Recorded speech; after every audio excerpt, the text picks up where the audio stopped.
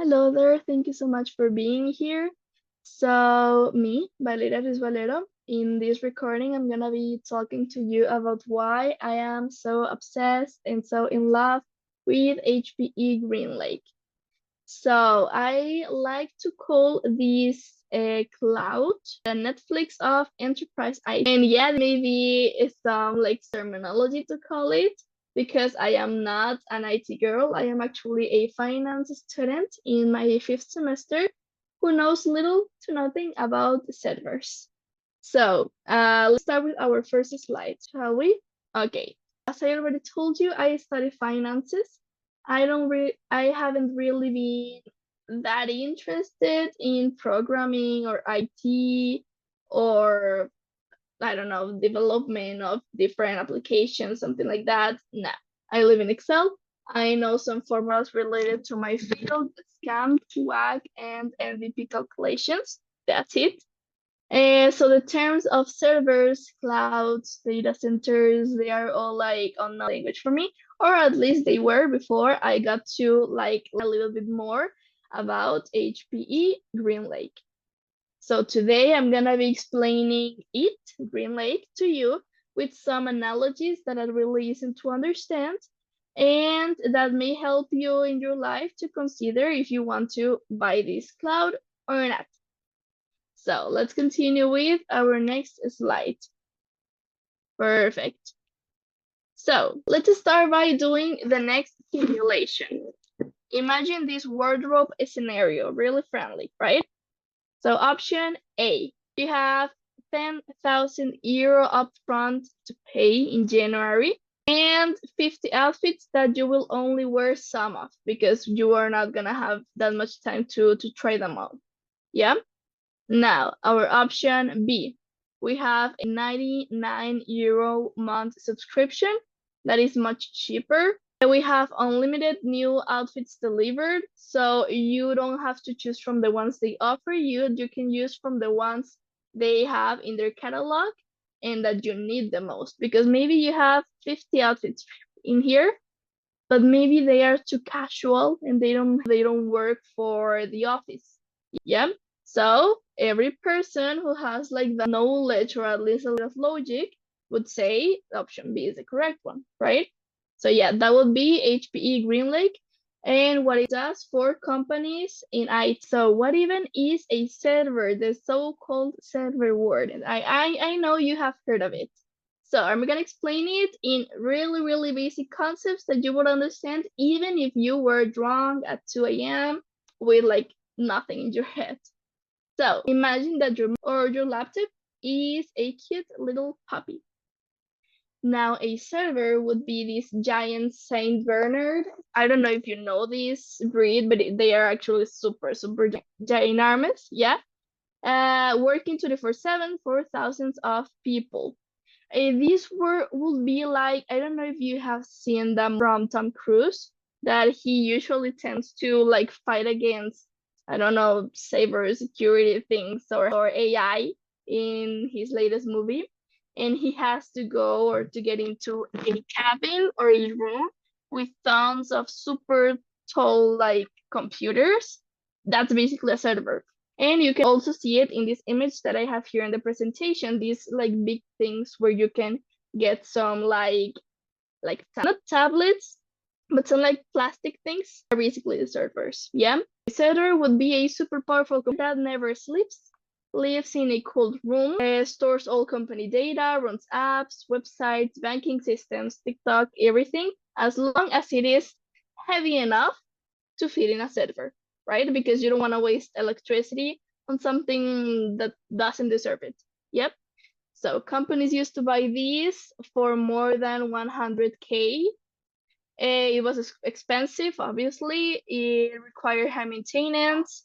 I don't know, you got stuck with it, even if you only need it for, I don't know, 6 months. You had to like keep it forever. It was not like for rent. But yeah, that's one of the biggest cons they have. Let's put an analogy. Yep. So let's call him Chad. You met Chad in year one of the company, and you are like, oh my God, he's perfect. He's so strong. He can lift all the data. So you pay from 2 to 5 million euros or dollars upfront to buy him. Yeah, you buy servers, storage, networking licenses, the whole ring. Yeah, you're very locked in. You get married. You have like super huge commitment, no escape basically from it. Then 2 years pass, and you realize that you actually only needed half of chat. You bought an 8-core CPU boyfriend, but you're only dating him on weekends. So that's kind of like a waste, yeah? And it is more commitment, more responsibilities what you actually needed. So companies usually buy 100% more capacity than they need just in case. They pay a lot of money that is literally just sitting there doing nothing. They are collecting dust, like designer bags actually when you buy them and you have never used because you don't want to take them out because you're scared of them, I don't know, getting damaged, right? So by 3 years or by year 3, Chad starts slowing down, getting buggy, throwing tantrums, that in this case would be crashes. So in year 4, he is completely obsolete and new technologies have already came up. So you're crying in the server room because the new apps won't run on him anymore. And now you have to break up with him and buy a new chat for another 3 million. So this refreshing cycle is like a lot of pain because you have to pay a lot of money and you have to be replacing things at most every 5 years. So that's very expensive to do. So you have to really, really, really analyze your inversion on these kind of products. Because if you don't do it, you may just like put money into the trash can. And that's not something all of the companies have the privilege or the chances of doing. So in here, the context is that we broke up with Chat because Chat broke our hearts with how expensive it was and how lazy it was. Yeah. So we'll run to the apps and swipe right on public cloud. So suddenly everything began to be more attractive to the view. You don't have to buy more hardware, so that's a good thing. You don't have to pay that much money. You pay monthly only for what you use, in theory, yeah. You can scale up or down in seconds. If you have, for example, Black Friday traffic, as we have been watching it lately, it can be handled super fast. It means zero maintenance, zero aircon bills, like the air conditioner bills, zero, where do I even put these servers because they are so huge and I don't have space for them. And yeah, you're basically going to be living your best life possible with these kind of public clouds as we may be seeing in here, okay? So what happens when everything looks super fancy and super surreal? That the situationship can turn toxic real quick. So the first red flag of these kind of things is that your data lives in someone else's house or, well, in the cloud that is public, yeah? This means that you're basically storing your entire designing bar collection and your like private things, your private like information in, I don't know, someone's apartment. Yeah. It is cool you're in the honeymoon phase because you think, oh, okay, I don't really have that much of data. Yeah, I can share it. Yeah, it is not that big of a red flag, but it can be terrifying when you break up or you get hacked. Yeah. So basically banks, insurance companies, hedge funds, they really cannot do these huge parts of the data because of regulations. Like even if they want to save up some data because they don't charge that much or load that much their servers, they can't really because it is very sensitive information that can be not easily, but can be hacked. So yeah, second red flag. The bill shock is traumatizing. 1 month, you are at 15K. Next month, 92K.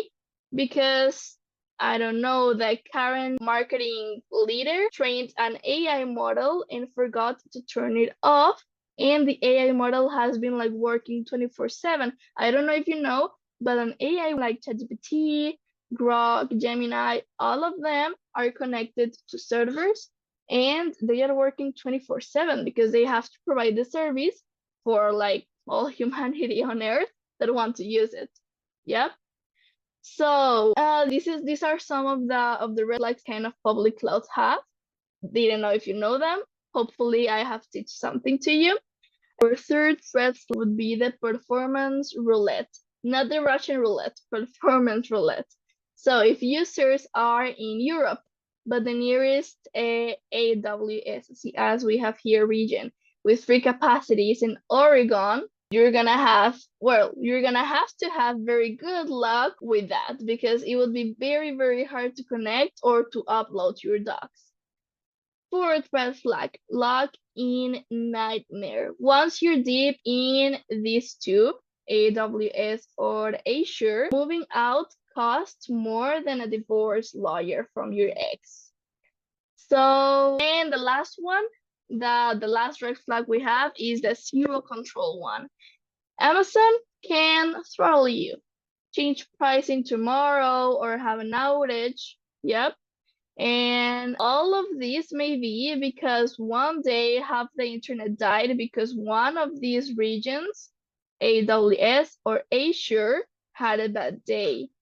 So this is not something that you can say, oh, well, I don't work with this kind of clouds, so I'm gonna be okay. Like, I'm not affected by it.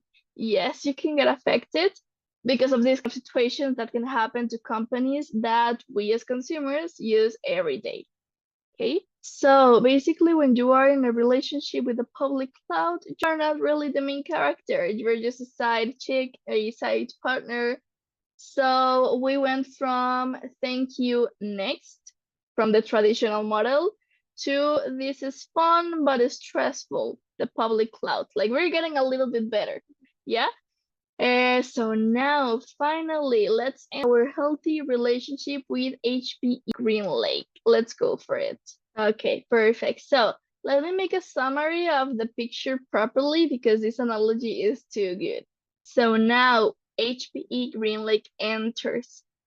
It is the man who shows up on the first with flowers, a 5-year plan, and says things like, oh, listen, baby, I'm bringing the whole luxury apartment to your building. This means that this cloud is bringing all of the communities or not commodities to like what you need, what you require, not you needing to adjust to the cloud, but cloud adjusting to you. He says also, you get the full cloud service style, Netflix, Uber Eats, seamless scaling, no chores, but it is in your name, your address, and your security camera. I'll sell everything, manage everything, update the Wi-Fi at 2 a.m. so you don't have to even notice. I will pay the electricity, change the light bulbs, and I have a secret extra closet already full of clothes in your size in case you blow up on TikTok tomorrow and need, I don't know, 300 more outfits. Yeah? So you only pay for what you actually wear. You can measure it single second with like a cute little meter because it is super comfortable to use. And if you use 82% of the closet this month, the bill is gonna reflect only that 82% of the closet. If you suddenly need a whole penthouse fresh fashion week pop-up, it is already there waiting, and it is no a thing of having to beg or having to be approved or it's saying, oh, sorry, we don't have the capacity. No, it has the capacity. You just have to ask for it and use it, and they are gonna like charge you for that. And yeah, that's basically it. This cloud is like super emotionally available. It respects your boundaries. It is financially transparent and with you or doesn't. Depends on what your behavior is with the cloud. Yeah, so I hope everything is like getting clear. Perfect. So let's go full deep. Let's go full depth because the analogy is perfect. We said that traditional IT was exactly you buy an 800K or $3 million house, because your CFO says we might grow like a 40% in 3 years, and maybe we will adapt AI. Maybe we will need a space for 10 more servers. Yeah. So you buy like a super big mansion to like accommodate all of these servers in the future. You live with other people, like you don't have a lot of people working in there. And at the end, utilization is less than 12%. So you're paying full mortgage, full electricity, full taxes, full maintenance, even though 70% of the rooms are empty with plastic on the furniture and everything. And every 4 years that the house gets old, you need to renovate for another. And it is like a super big burden for you. Public cloud. It is like renting the cutest in Barcelona. It is super flexible. Need a bigger place for a month? You can have it, yeah. Someone else cleans it. It fixes the Wi-Fi, changes the sheets, but you don't know who else stays in the building because it is multi-tenant. There is multi-tenant noise, security concerns. So you don't really like have a lot of control over that, and they can affect you. Your data in Spain, when regulation says it has to stay in Germany, the host can technically raise prices or change the rules whenever it wants. And if you leave, your 50K watch in the drawer when you check out is gonna disappear. Good luck with that. So there is a lot of data migration pain in the process. Now with HPE GreenLake, you move into the most stunning luxury apartment in your city. It is in your preferred building, your data center, your colocation, your HPE's private facility, everything you chose. All utilities are included, including power, cooling, management. Concierge service brings new furniture the second you said, I need more closet space. You don't have to wait, you don't have to get approvals. There is already an entire extra empty floor above you, pre-wired and ready in case your business goes viral and you need like more heavy things. You're having a slow month, bill can drop like a 30%, you drop your consume. You can acquire, or well, no, if you acquire a company and the traffic triples seamlessly, the bills are gonna like go up. Yeah. So yeah, that's basically it. This analogy is very, very simple, friendly. So if you have any questions, let's wait until the end so you can ask them. Yep. Let's continue with the next slide. Perfect. So how it actually works, please help me out reading with me. 1, company requests computing power. Hey, HPE, I need this. 2, HPE brings servers to your location. Storage, network, everything. 3, install usage meter, measures every second. 4, leaves extra capacity ready. Buffer so you never run out. 5, pay only for what you use, plus a small fee for buffer. Scale automatically. If you need more, it is there. Need less, bill drops. Super. Let's continue. Let's lastly but not least talk about why I, a finance girl, is actually obsessed with this cloud, with this private cloud, because it is private, not public. Why? Because it makes IT spending behave like a subscription model, as I don't know, Disney, Crunchyroll, it turns fixed cost into variable. Why? Because of what I have already explained to you. Because if you consume more, you're gonna pay more. If you consume less, bill is gonna drop. It is future-proof. AI, machine learning, big data, these skills seamlessly. And because I found, and I sound actually smart at networking events or with my friends when I explain them about this, with this kind of analogies, and they like get attracted to the product. So yeah, these are bonus points. Not that they really like give you these advantages, but it can sound really cool when you talk to your friends. Okay, so let me quote this sentence for you as a final thought. Finance girls don't need to understand servers. We just need to understand money, and HPE GreenLake finally makes IT spending make sense. This was said by me, probably becoming a brand ambassador. And with this, I finally say thank you. Do you have any questions? I'll be happy to explain the shopping analogies again, or the boyfriend ones, depending on which ones did you like the most. So let's connect on LinkedIn as Valeria Ruiz Valera. You're gonna find me that way. And yeah, that's it. Thank you so much for listening. Bye-bye.